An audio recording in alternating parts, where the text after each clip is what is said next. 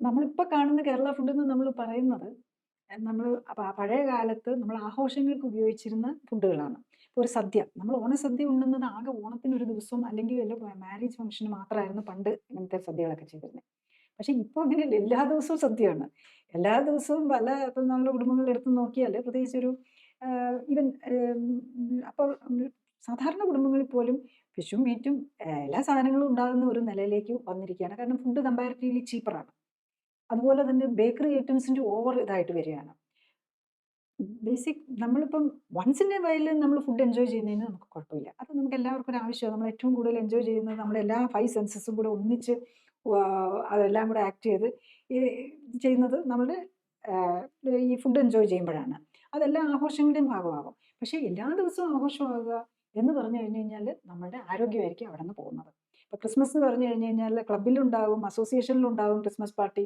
പിന്നെ വീട്ടിലതുണ്ടാകും. പിന്നെ ഫ്രണ്ട്സിന്റെ വീട്ടിലുണ്ടാകും. ഇങ്ങനെ ഇതെല്ലാം കൂടെ കഴിഞ്ഞിട്ട് 3, 4 ക്രിസ്മസ് പാർട്ടിയും, പിന്നെ ഒരു 3, 4 ന്യൂ ഇയർ പാർട്ടിയും ഇതെല്ലാം കൂടെ നമ്മുടെ ശരീരത്തിന് താങ്ങാൻ പറ്റില്ല. ആ നിലയിലേക്ക് പോകാതിരിക്കുക. ആഴ്ചയിൽ ഒരു ദിവസമൊക്കെ നമുക്ക് നന്നായിട്ടൊന്ന് ഫുഡ് എൻജോയ് ചെയ്യാം. ബാക്കിയുള്ള ദിവസം നമ്മളുടെ പഴയ ട്രഡീഷണൽ ഫുഡ് സ്റ്റൈലില് കഞ്ഞിയും നോൺ വെജ് കഴിക്കുന്നവർക്കാണെങ്കിൽ മീനും ചോറോ മീനും കഞ്ഞിയോ അതൊക്കെയാണ് നമ്മൾ ആ രീതിയിലും കൂടി ചിന്തിക്കണം. പഴയ ട്രഡീഷണൽ ഫുഡ് നമ്മൾ കേരളത്തില് കഞ്ഞിയാണ് മെയിനായിട്ടുള്ളത്. ചോറ് പോലുമല്ല കഞ്ഞിയാണ്. കഞ്ഞിക്ക് ഒന്നോ രണ്ടോ കറികളും ഉണ്ടാവും. ഒരച്ചാറും പപ്പടവും എന്തെങ്കിലും ഒരു തോരനോ അങ്ങനത്തെ ഇതാണ് നമ്മുടെ ട്രഡീഷണൽ ഫുഡെന്ന് മനസ്സിലാക്കണം. അല്ലാതെ എല്ലാ ദിവസവും അപ്പവും ബീഫ് കറിയും മട്ടനും ഒക്കെ ആയിരുന്നില്ല നമ്മള്. ആഴ്ചയിൽ ഒരു ദിവസമാണ് നോൺ വെജ് യൂഷ്വലി പഴയ കാലത്തൊക്കെ യൂസ് ചെയ്തിരുന്നത്. അന്ന് ഫ്രിഡ്ജൊന്നും ഇല്ലല്ലോ. നോൺ വെജ് കഴിക്കുന്നവര് തന്നെ ആഴ്ചയിൽ ഒരു ദിവസം പിന്നെ കടൽ തീരത്തൊക്കെ ഉള്ളവർക്ക് ഡെയിലി ഫിഷ് കിട്ടുമായിരുന്നു. അവരപ്പോ ആ ഫിഷും കഞ്ഞിയായിരിക്കും കഴിക്കുന്നത്.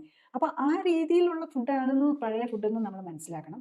അല്ലാതെ ആ പഴയ കാലത്ത് ആഘോഷത്തിന് ഉപയോഗിച്ചിരുന്ന ഫുഡ് എല്ലാ ദിവസവും കഴിക്കുക എന്ന് പറഞ്ഞു കഴിഞ്ഞാൽ ഡെഫിനറ്റ്ലി ആരോഗ്യം ആയിരിക്കും നമുക്ക് പോകുന്നത്. കൂടുതൽ അറിയാൻ ലിങ്ക് ക്ലിക്ക് ചെയ്യുക. കൂടുതൽ വീഡിയോകൾക്കായി സബ്സ്ക്രൈബ് ബട്ടൺ അമർത്തുക.